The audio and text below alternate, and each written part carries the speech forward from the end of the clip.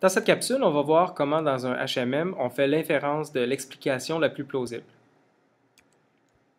Alors, on a vu jusqu'à maintenant comment faire une inférence de type filtrage, lissage, faire la prédiction. Le dernier type d'inférence qu'on va explorer ici, c'est l'explication la plus plausible. C'est-à-dire trouver quelle est la séquence complète des états cachés qui explique le mieux la séquence d'observation, donc des S1 jusqu'à S grand T. Donc là, on a une maximisation à faire plutôt qu'une somme qu'on avait à faire dans les autres types de probabilités.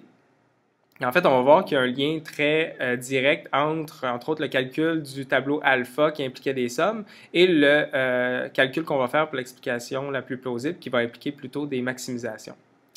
Alors, le problème, encore une fois, c'est que si on tente de résoudre le problème de maximisation de façon naïve, ben on va encore avoir une énumération exponentielle du nombre de séquences possibles qu'on doit considérer pour faire la maximisation. Donc, pour être précis, là, si on prend un exemple de t est égal à 3, donc on suppose qu'on a juste 3 observations. Alors, l'explication la plus plausible, c'est trouver la séquence des H étoiles, la séquence des H, que je vais appeler H étoiles, qui maximise la probabilité de S1 jusqu'à S3 et H1 jusqu'à H3. Donc, en fait, ici, là, tout ce qu'on a, là, toute cette ligne-là ici, en fait, ça correspond à P de S1 jusqu'à S3 et P de H1 que j'appelle étoile jusqu'à H3. Donc, en fait, j'ai juste utilisé les indépendances conditionnelles pour écrire cette probabilité jointe-là comme étant la probabilité de H1 fois la probabilité de S1 sachant H1 fois la probabilité de H2 sachant H1 et ainsi de suite jusqu'à la probabilité de S3 sachant H3. Donc, ça, c'est juste les indépendances conditionnelles qu'on a là, dans la structure de HMM. Et là, on doit faire une maximisation, on doit trouver la valeur des états cachés de H1 jusqu'à H3 qui maximise cette probabilité-là. Et donc ça, dans le cas où il y en a 3, ça fait peut-être pas beaucoup de séquences, mais pour une grande valeur de t, autre que 3, ça va faire un nombre exponentiel là, de séquences. Ça va grandir exponentiellement par rapport à la longueur de la séquence. Cependant, on remarque que si on fait la maximisation sur toutes les séquences, c'est comme faire, en fait, donc cette notation-là ici, c'est comme avoir le max sur H1, suivi du max sur H2, suivi du max sur H3. Et en fait, on peut les mettre dans un ordre quelconque. L'ordre ne dérange pas. Et en fait, ce qu'on remarque, c'est que, puisque tous ces termes-là, on peut les produits ici, on peut les mettre dans un ordre quelconque, on pourrait tout pousser les termes qui dépendent seulement de H1 ici, les pousser à droite et prendre la maximisation seulement sur H1 et elle aussi la pousser à droite. On peut faire ça parce que si on maximise par rapport à H1, mais tous les termes qu'il y a avant ne dépendent pas de H1 et donc je peux les passer en avant de la maximisation. Donc ici, j'ai seulement les termes qui dépendent de H1. Et ce terme-là, cette expression-là ici, c'est possible pour moi de la maximiser pour toutes les valeurs possibles de H2. H2 qui n'est pas encore spécifié. Donc, je pourrais résoudre cette maximisation-là, puis mettre le calcul intermédiaire en mémoire. Puis ensuite de ça, résoudre l'autre maximisation par rapport à H2.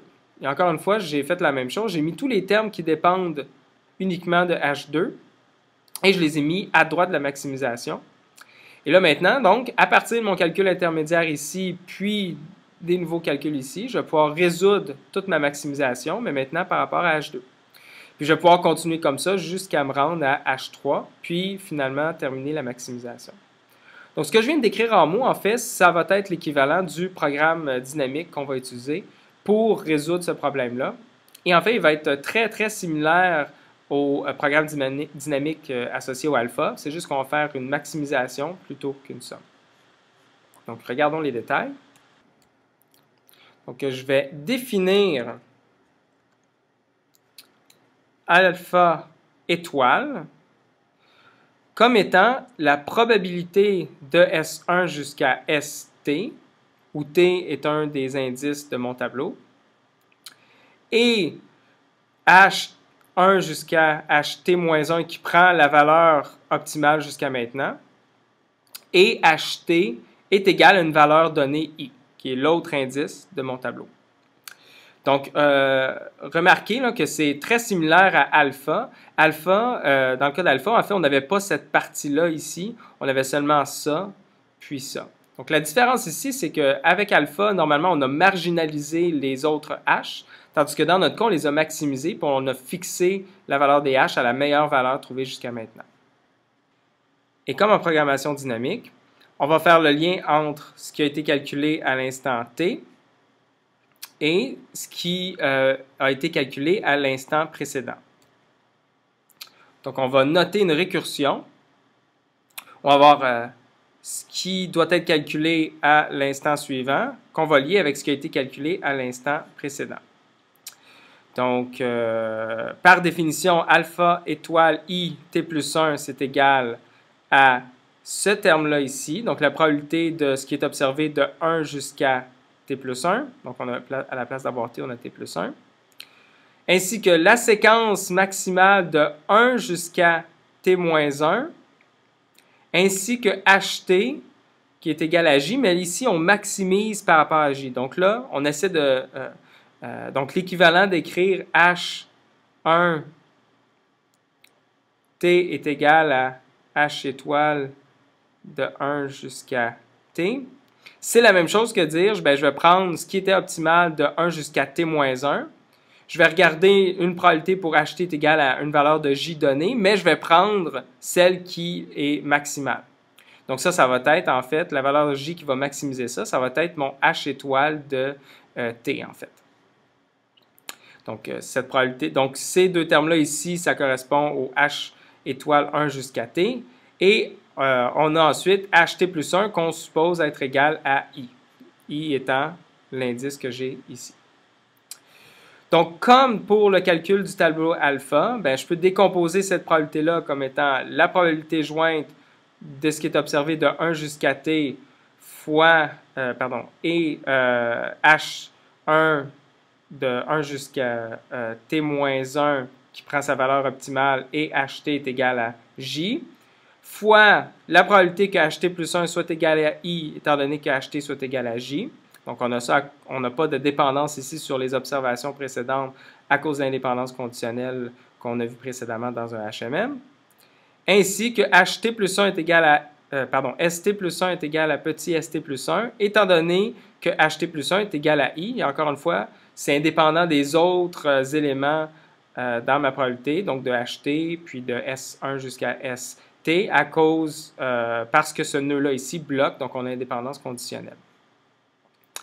Donc, voilà. Et puis, donc, je fais une maximisation sur J de cette expression-là ici. Je remarque que ce terme-là ne dépend pas de J, donc je peux le placer devant le maximum. Je remarque que ce terme-là ici, en fait, par définition, c'est alpha étoile JT.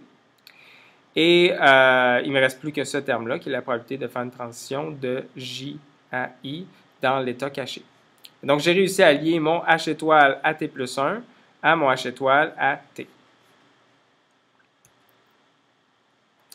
Et finalement, pour ce qui est des valeurs initiales de la première colonne de mon tableau alpha étoile,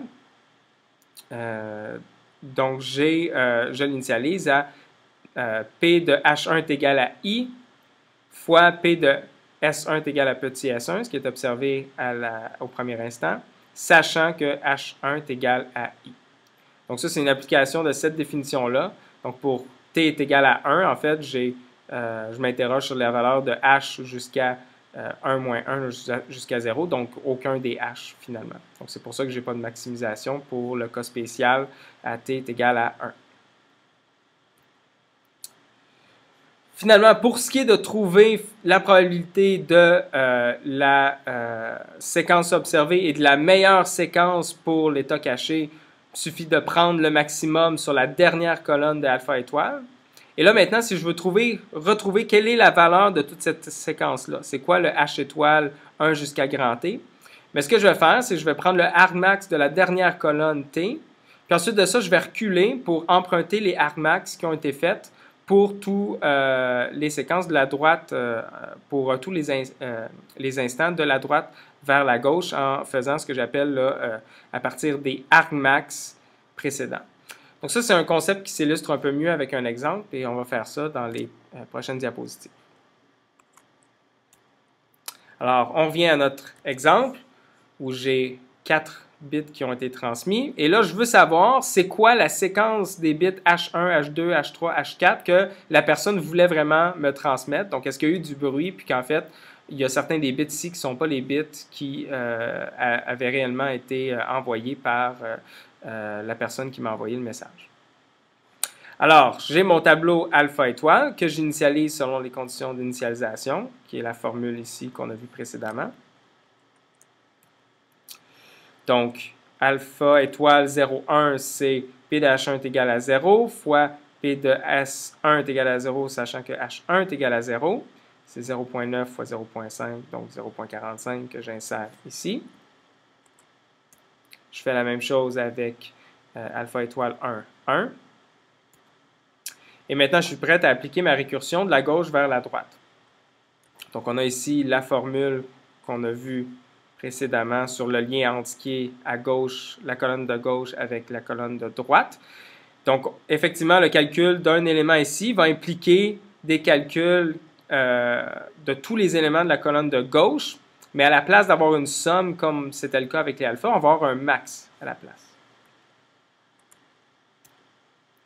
Donc, pour le cas alpha étoile 0,2, ça va correspondre à P de S2 est égal à 0, sachant que H2 est égal à 0, fois le max entre, donc soit alpha étoile 0,1 fois H1 est égal, H2 est égal à 0, sachant H1 est égal à 0, ou, donc le max entre ça, ou alpha étoile 1 fois la probabilité que H2 soit égal à 0, sachant que H1 est égal à 1. Donc là, je suis en fait en train de voir, est-ce que c'est plus vraisemblable que je sois passé de 0 et que je suis revenu à 0, ou que j'étais, ou c'était plus vraisemblable que j'étais à 1 avant, puis que maintenant je suis à 0. Okay? C'est les deux choses qui sont comparées ici, en fait. Si on fait les calculs, dans ce cas-ci, le maximum, c'est le premier terme. Donc, en fait, ce que je vais faire, si j'avais à programmer ça, c'est que je vais avoir un pointeur qui va me rappeler que je suis arrivé ici, j'ai fait le calcul de cet élément-là, à partir du alpha étoile ici. Et c'est ces pointeurs-là que je vais suivre à la fin pour faire le décodage de toute ma séquence qui correspond à la séquence, à l'explication la plus plausible.